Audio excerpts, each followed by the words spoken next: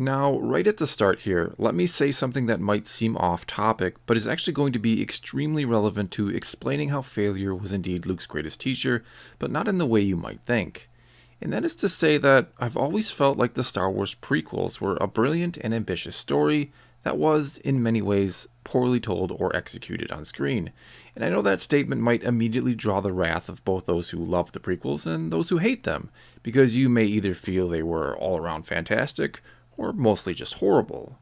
But here's the thing about the prequels. They were meant to show three very specific things: the fall of Anakin Skywalker, the rise of Palpatine, and the failing of the Jedi Order. And those three things are very important to fully understand and give greater context to the original trilogy, which is what the prequels, or the first part of a story, is meant to do. It's meant to set the stage for what comes next. And to be clear, that's not to say the original trilogy can't be enjoyed without having seen the prequels, because quite obviously they were enjoyed just fine without them for years. What I'm more or less trying to say is that if you're going to tell the story of the prequels, or the first part of a much larger tale, it should be just that, the first part of a larger story. Just like if you're going to continue that story, which is what the sequel trilogy is currently doing, it should be an expansion of all that came before it.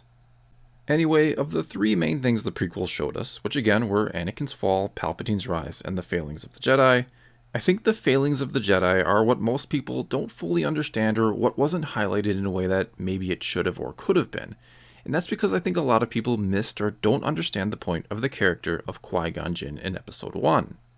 And though I have an entire video on his character, which I'll put a link to in the description below, I truly believe that in order to fully understand the prequels and where and how the Jedi failed, you have to understand that Qui-Gon was meant to show the epitome of what a Jedi should be. That the way he was in Episode 1 wasn't as simple as him disobeying the Council and straying from the ways of the Jedi Order to do what he felt was right,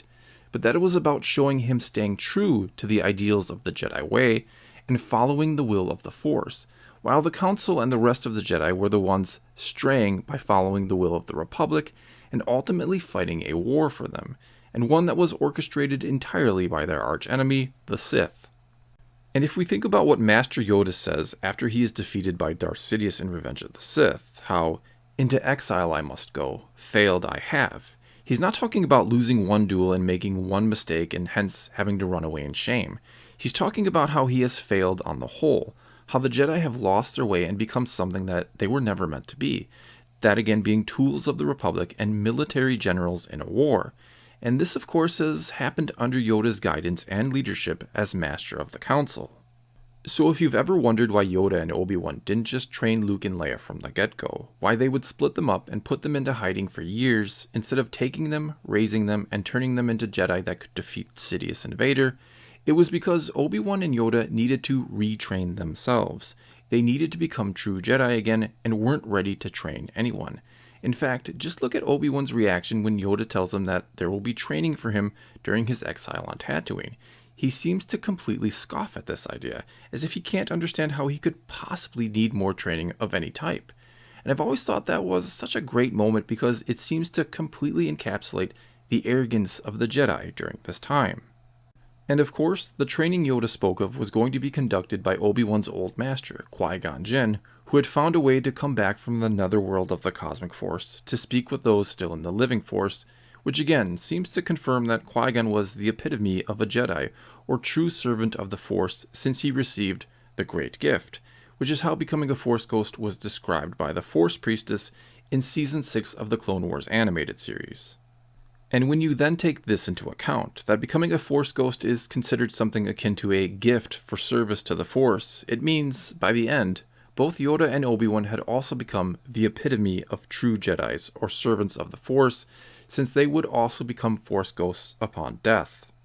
Their time spent in exile was clearly spent communing with Qui-Gon and retraining themselves in what it meant to be a true Jedi so that they could be ready to train Luke and or Leia when the time came. And that always was the game plan, of course, to train one or both of the twins when either Yoda and or Obi-Wan was ready to, or when the will of the Force deemed the time had come.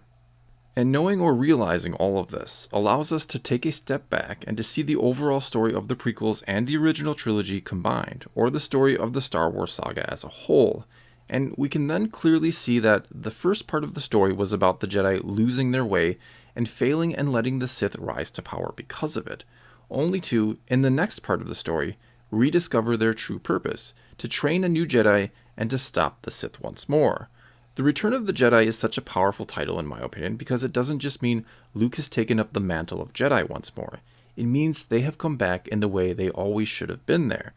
The movie could just as easily be called The Return of the True Jedi, because now in the grand scheme of things, or after learning the full story from the prequels, that's exactly what happened. The Jedi of old had returned to restore balance to the galaxy.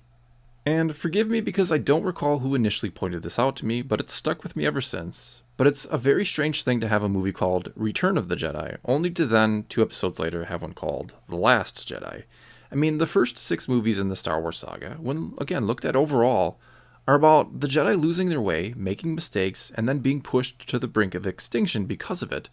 only to return and prevail in the face of impossible odds, and to be left with one sole survivor who now bears the burden of restoring the Jedi Order to prominence. Only to now, 2 movies later, to be pushed to the brink of extinction again because of the failings and mistakes of a Jedi, only to return and prevail in the face of impossible odds and be left with one sole survivor who now bears the burden of restoring the Jedi Order to prominence. So basically, The Last Jedi took the story of all 6 of the first Star Wars movies and condensed it into one to retell it in a slightly different way.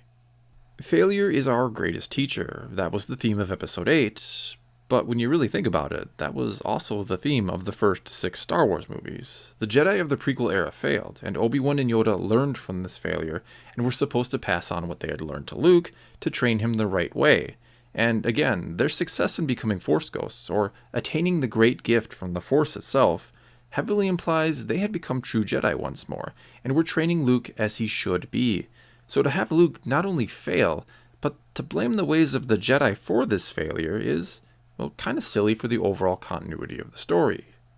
Because some of the reasons Luke cites for abandoning the ways of the Jedi is that the Jedi believed the Force belonged to them, and that during the height of their power, they allowed Darth Sidious to rise right under their nose and conquer the galaxy, and to be all but wiped out in the process.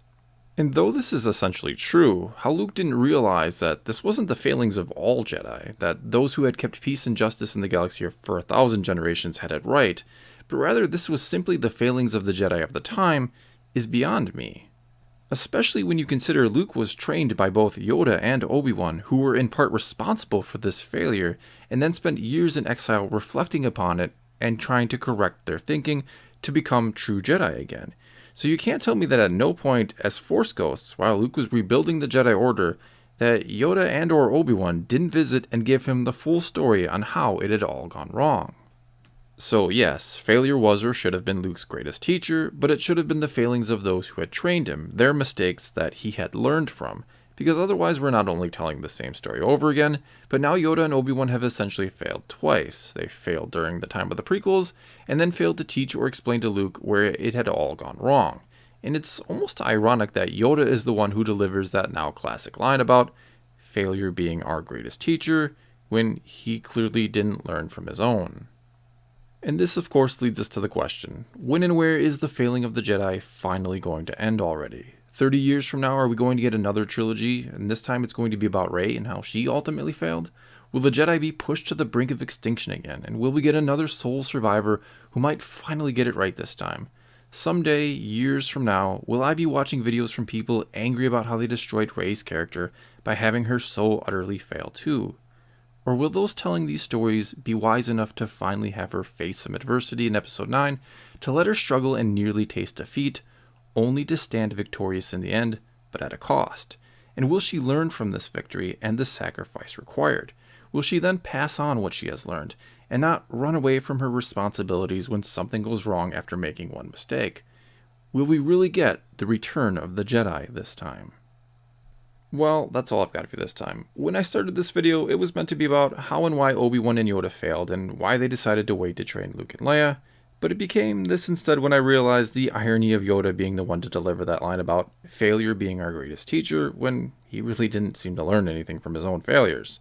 Anyway, leave a comment below and let's talk some Star Wars. And until next time, thanks for watching.